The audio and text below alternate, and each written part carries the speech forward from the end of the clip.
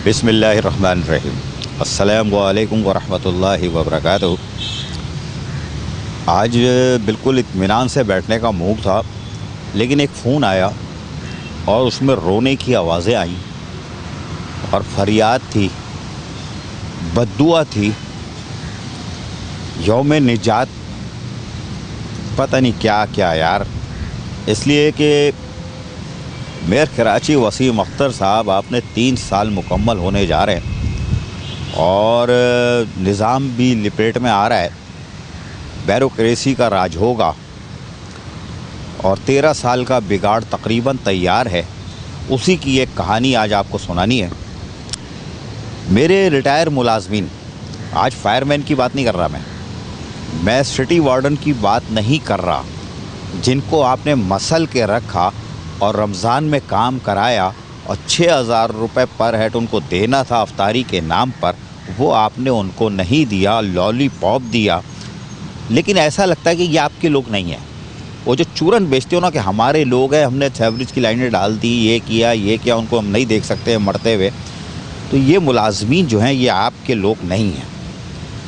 ये आप इदारे के सरबराह हो, आपको देखना चाहिए था कि सिटी वार्डन मर रहे हैं, इन्होंने रमज़ान में किस तरह काम किया, लेकिन 6,000 रुपये आज तक नहीं दिए।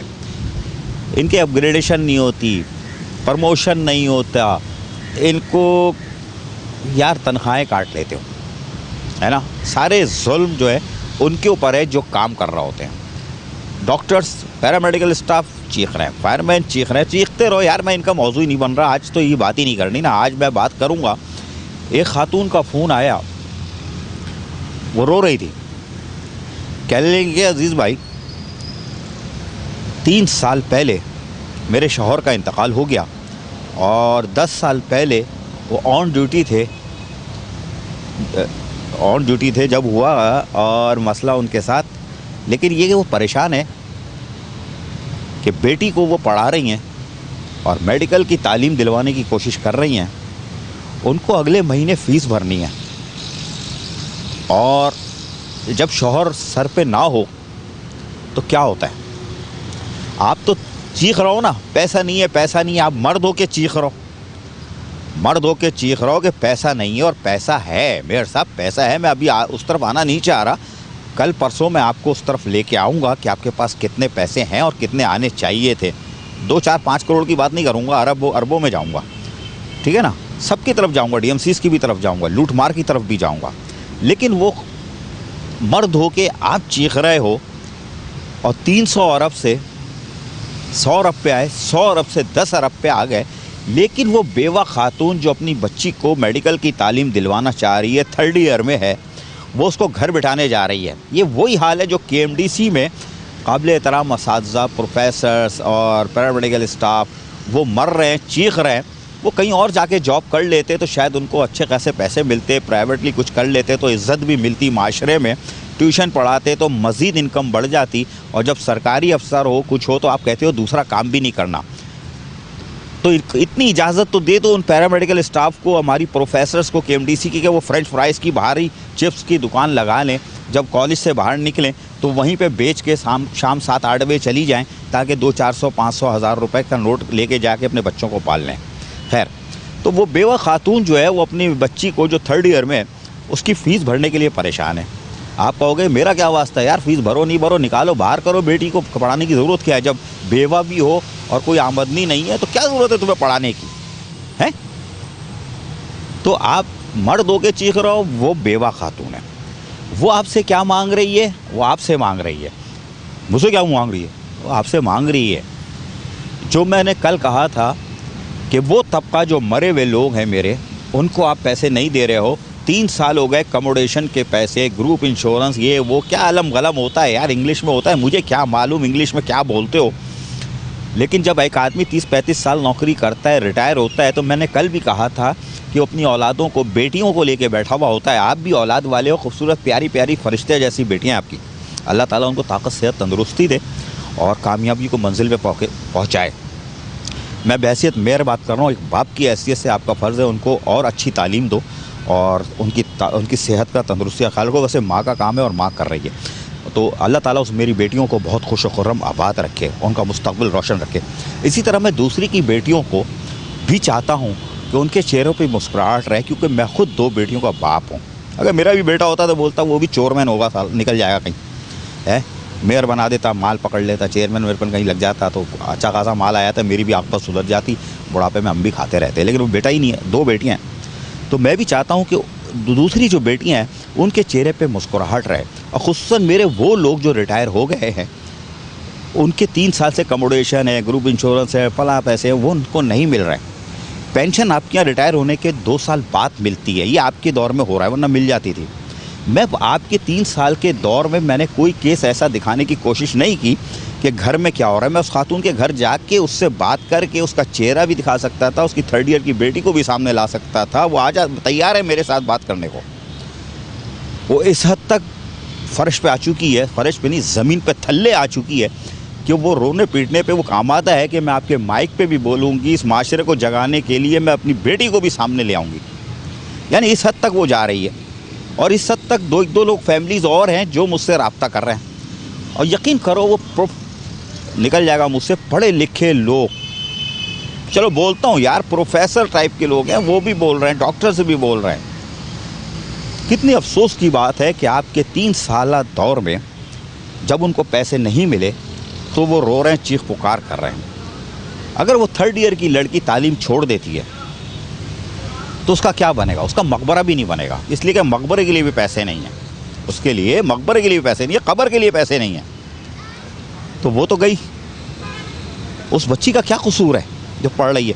उस माँ का क्या कसूर है कि बाप के मर जाने के बाद भी अपनी बेटी को वो पढ़ाना चाह रही है, ताकि बुढ़ापे में, बुढ़ापा तो हो गई ना, वो फिर जब वो बेटी खैर शादी करके चली जाएगी, लेकिन थोड़ा बहुत तो सपोर्ट करेगी ना अपनी माँ को, कुछ तो करेगी ना। तो अगर एक ख़ानदान पल रहा है किसी तरह, और वो माँ अपनी बेटी को बेटा बना के पढ़ा रही है ताकि वो शायद बुढ़ापे में आसरा हो जाए, वो भीख ना मांगे, तो आप उसको बचा सकते हो। लेकिन अल्लाह की पनाह कि आज रोंगटे खड़े कर देने वाली बातें मैंने सुनी हैं। मैं अपने अल्फाजों पे बहुत काबू कर रहा हूँ, बहुत काबू कर रहा हूँ, वरना आपको पता है कि मैं किस तरह बात करता हूँ, किस लहजे में बात करता हूँ। और इसलिए करता हूँ कि मेरी पकड़ सिर्फ कोई इदारे से नहीं डरता, मैं रब्बुल इज़्ज़त की पाक ज़ात से डरता हूँ कि मुझे कब्र में जाके फ़रिश्ते पहला सवाल ये करेंगे कि मेयर कराची वसीम अख्तर के लिए तुमने ये अल्फाज बोले थे, इसका जवाब दो, मुझे उसका जवाब देना है। फला चेयरमैन के बारे में तुमने ये बोला था, उसका जवाब दो, मुझे उसका जवाब देना है। वो मुझसे पेपर नहीं मांगेंगे। मैं हालांकि स्क्रीन पे पेपर और सबूत के साथ, मैं कहता हूँ ना, जब तक सबूत दलाइल नहीं हो मैं ज़बान नहीं खोलता। तो वो मुझसे सबूत और पेपर नहीं मांगेंगे, नोटिफिकेशन नहीं मांगेंगे, क्योंकि उनके पास होमवर्क होता है, जैसे नैब के पास होमवर्क है, उसके बाद वो कार्रवाई करते हैं। तो मैं आपको ये जगाने की कोशिश कर रहा हूँ कि आप अभी भी फेल हो, और क्यों फेल हो, रिकवरी नहीं कर रहे हैं, पैसे आ रहे हैं, पैसे आ सकते हैं, उस तरफ मैं आपको लाऊंगा, क्योंकि मैं जाते जाते आपकी उंगली पकड़ के आखिर वक्त तक आपको सीधी राह पे लाने की कोशिश करूंगा कि साहब आपका 35 साल का जो सियासत का जो तजर्बा था वो कहाँ आके फेल हुआ है। वरना आप भांप लेते पहले चीज़ों को, होमवर्क करके अगर सीट पे बैठते तो यकीनन आज सुरखरू होते। सुरखरू अभी भी हो सकते हैं, अभी भी हो सकते हैं। आप, आपके चेयरमैन, आपके काउंसलर्स आज भी इज़्ज़त से मार्केट में घूम सकते हैं, जो अब खौफज़दा है इलाकों में जाने से। यकीन करो खौफज़दा है। वीडियो मेरे पास मौजूद है, आपने भी देखी होगी, वायरल होती रहती है ना। वो एमपी को कोई मुगलजात वगैरह है, वो एमपी घर में बैठा हुआ लांडी वाला, वो पुलिस वाले, भाई आ जाओ जल्दी से यार, बाहर मजमा आ गया। ये सारी वीडियो वायरल हुई हुई आपने देखी हुई है, ठीक है ना। तो अभी डीएमसीज की तरफ नहीं आ रहा कि वो एमपी क्यों रो रहा था, किसकी वजह से रो रहा था। अभी आता हूँ डीएमसीज की तरफ, अभी नहीं, अभी तो सिर्फ यही मेरे जो रिटायर मुलाजिम मर रहे हैं, जो अच्छा जो मुलाजिम मर गए उनकी बेवाएँ कैसे सिसा कर रही होंगी, उनकी सुनने वाला कौन होगा। मर्द तो भाग दौड़ कर लेता है, मरने के बाद लंगड़ा लूला चला जाता है। अच्छा, रिटायर होने के बाद लोग कई अमराज में मुब्तला हो जाते हैं। मैं यही कहता है ना कि वो जो रिटायर होता है उसको आसरा होता है कि जो आप पैसे दोगे उससे वो इलाज कराएगा।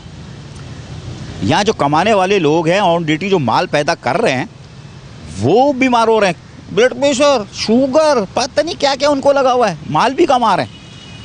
लेकिन हमारे गरीब लोग जो होते हैं, मुलाजमीन जो मेरे होते हैं, वो बेचारे ज़्यादा शिकार होते हैं, टेंशन में आ जाते हैं, घर की बर्बादी होती है, घर में टेंशन होती है, अज़ियत होती है। 30-35 साल नौकरी करने के बाद वो भीख मांगने पे आप छोड़ देते उसको, कि वो पैसे मिलते तो वो कोई दुकान कर लेता, अपनी बेटी की रुख़्सत कर देता और कुछ कारोबार के लिए कुछ ऐसा इक़दाम कर लेता, कौमी बचत की स्कीम में जाता तो गवर्नमेंट को फ़ायदा होता, उस ख़जाने में पैसे जाते, वहाँ से उसको कुछ पैसे मिलते तो अपना घर चलाता इज़्ज़त से। तो एक सर्कल चलता है, वो सब रुका हुआ है, वो सब रुका हुआ है। लेकिन मैं आपको लेके आऊँगा, आपको बेदार करूँगा टैक्सेस के ऊपर भी, मैं बेदार करूँगा आपकी लूट, अफसरान की लूट मार पे भी। केएमसी में सारे अफसरान 2 नंबर नहीं हैं, 2 नंबर सारे अफसरान नहीं हैं, कुछ अफसरान हैं। और आपको खबर भी दे दूं कि केएमसी जो के 6 अफसरान जो हैं, 6 से 8 हैं, वो नैब के रडार पे हैं बिल्कुल। ये इतला है मेरे पास, ना नैब से मैंने पूछा है, ना नैब ने मुझे बताया, ना नैब ने कोई हैंडआउट जारी किया है, नैब ने ऐसी कोई बात कही है, कोई नहीं है। इशारे बताते हैं कि 6 अफसरान हैं, जिसमें 2-3 जो है जो बड़ी छुट्टियों पे गए हुए हैं, महफूज मुकाम पे के साहब हम तो छुट्टियों पे हैं, 5 साल की, 3 साल की। कुछ ऑन ड्यूटी अफसरान आपके हैं जिनके इशारे में देता चला आ रहा हूँ, उनकी फाइलें तैयार हैं। तो 6 से 8 अफसरान नैब के रडार पे है और यकीनन नवंबर का महीना बल्दिया उज़्मा कराची की ठंडी इमारत को गर्म करने के लिए काफ़ी होगी। उसमें ठंडी मशीनें फेल हो जाएंगी, आपको अंदाज़ा ही नहीं है। अभी भी मॉनिटरिंग हो रही है, अभी भी फाइलें तैयार हो, वो होमवर्क कर रहे हैं।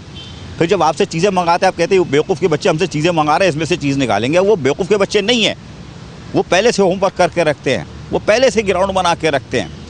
लेकिन अफसोस की बात है, आप सुनते समझते नहीं हो। लेकिन मेरा मौजू वो नहीं है, हट जाता हूँ मैं।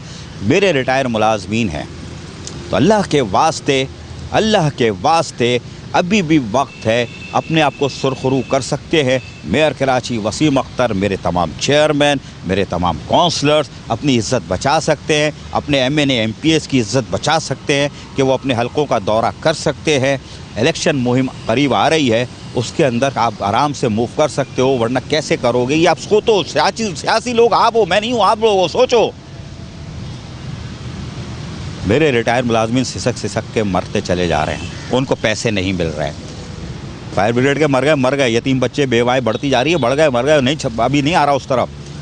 मैं तो आ रहा हूँ वो जो पहले से मरे हुए हैं, जो पहले से रिटायर हुए हुए हैं, उनको 3 सालों से कुछ नहीं मिला। अल्लाह के वास्ते उनको दो, उस बेवा औरत की फरियाद को सुनो, वरना मेरे मुंह में इतने ठूस के अल्फाज आ रहे हैं, खुदा की कसम। अगर वो अल्फाज मैंने जो अपनी हैसियत में मैं बोलता हूँ, अगर वो बोल दिया ना, तो ये नैब वाले भी उछल के खड़े हो जाएंगे। ऊपर बैठे फरिश्तों को भी हिला सकता हूँ, इतने बुरे अल्फाज मेरे मुंह में आ रहे हैं जो उसकी बातें मैंने सुनी है। सोचो 3rd ईयर की लड़की घर बैठ जाती है पढ़ाई छोड़ के, क्या होगा? अगर उन सब जो मुलाजमीन है जिनके 2.5 अरब रुपए बनते हैं, अगर वो उनको मिल जाते हैं, वो कौमी बचत की स्कीमों में पैसे डालते हैं और अपना घर चलाते हैं, ये 2.5 अरब सरकार के पास जाते हैं, सरकार से उससे मज़ीद रेवेन्यू जनरेट होता है, कितने रोज़गार मिलते हैं, ये सर्किल कैसे घूमता है, सोचो उस पर। लेकिन सोचो नासिर हुसैन शाह साहब, आप भी सोचो। सईद गनी ने मुझे चौरंगी घुमाई है। जमशेद टाउन में आया था, मैंने सवाल किया था कि मेरे लोगों को दे दो, 1 अरब 68 करोड़ थे, तो उसने कहा था कि हाँ मैं दे रहा हूँ और सिंध की सतह पे 1 टाइम सबको क्लियर करूँगा। मैं खामोश हो गया। 4-6 महीने बाद चिड़ियाघर में वो आए थे विज़िट करने, तो वहाँ मैंने उनसे दरख्वास्त की, भीख मांगी कि या अल्लाह, दुआ करके गया था, या अल्लाह इसके दिल में रहम डालना। फिर सईद गनी से मैंने अलग में जाके बात की थी, मैंने कहा यार मेरे वो रिटायर मुलाजमीन का क्या हुआ? उसने कहा सेक्रेटरी बल्दियात को दिया हुआ है यार, अभी तक कुछ नहीं हुआ है, वो जैसी देता है हम करते हैं। वो चले गए। नासिर हुसैन शाह को KDA में मैंने एक जुमला मारा था कि भाई मेरे रिटायर्ड मुलाजमीन को देखो, अब पैसे बढ़ गए, अब 2.5 अरब रुपए हो गए यार। वज़ीर आला सिंध से बोलो अल्लाह के वास्ते, वो कुछ नहीं करेंगे यार, वो कुछ नहीं करेंगे। 2.5 अरब दे दो मेरे रिटायर मुलाजमीन को। ऐसे 3rd ईयर की एक लड़की, एक मेरी बच्ची बच जाएगी, एक बेवा बच जाएगी। इस तरह कितने बेवाएँ बचेंगे, कितने यतीम बच्चों का फ़ायदा होगा, कितने रिटायर मुलाजमीन जो कितने मर्ज़ों में मुब्तला है उनकी ज़िंदगी बच जाएगी। और सरकारी ख़जाने में जो वो अपने कौमी बचत के वो जमा कराएंगे, वहाँ से कितना रेवेन्यू कहाँ जाएगा, कितने रोज़गार मिलेंगे। सोचो इसकी तरफ। नासिर शाह साहब, सिंध की तरक्की और इसके लोगों की ज़िम्मेदारी आपकी भी है। वो तो उनको तो छोड़ दो, उनका तो चल चला होगा वक्त है, अपनी तो इज़्ज़त बचाओ। ऐसा ना हो कि आप भी गली महलों में ना आ सको। और PTI वाले तुम्हारा बैंड बजा रहा हूँ, जो जिनको मैं कहता आ रहा हूँ पिटती आई, अब ऐसा ना हो वो पीट रहा हूँ, उनके हाथ में बल्ला है। आदाब अर्ज़।